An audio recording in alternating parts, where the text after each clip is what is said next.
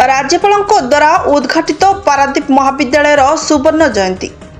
पारादीप महाविद्यालय सुवर्ण जयंती उत्सव में ओडिशार मान्यवर महामहिमा राज्यपाल डॉक्टर हरिबाबू कुंभम पार्टी मुख्य अतिथि भाव जोगदे समारोह को शुभ उद्घाटन करते। समारोह में सम्मानित अतिथि भाव ओडिशार मान्यवर मंत्री उच्च शिक्षा क्रीड़ा युवसेवा ओडिशा भाषा साहित्य और संस्कृति श्री सूर्यवंशी सूरज जोगदे बेले अन्यतम अतिथि भाव ओडिशार सरकार मान्यवर शिल्प दक्षता विकास और वैषयिक शिक्षा मंत्री श्री संपत चंद्र स्वाई जोगदे बेले जगतसिंहपुर लोकसभा सांसद विभू प्रसाद तराई पारादीप बंदर अध्यक्ष श्री पीएल हरानंद मान्यवर विधायकों वासुदेवपुर श्री अशोक कुमार दास एही उत्सव में जगतसिंहपुर जिलापाल श्री जे सोनाल आरक्षी अधीक्षक श्री भवानी शंकर उद्गात अतिरिक्त जिलापाल पारादीप श्री निरंजन बेहेरा प्रमुख उपस्थित रही पारादीप महाविद्यालय सुवर्ण जयंती उत्सव पालन करते बेले एही उत्सव में महामहिमा राज्यपाल निज अभिभाषण में कही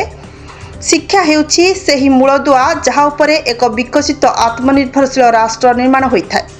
सेथिपाई युव समाज सठिक शिक्षा कौशल और वैषयिक ज्ञान सह सुसंजित हेले विकसित ओडिशा और विकसित भारत परिकल्पना करा जाय परिबो।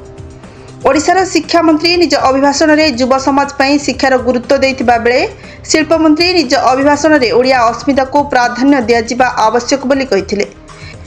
एथिसह युवशक्तिर दक्षता विकास दिगरे सहायक हेबा सह 2036 विकसित ओडिशा स्वप्न को साकार करिबो बोली मत प्रकाश करथिले।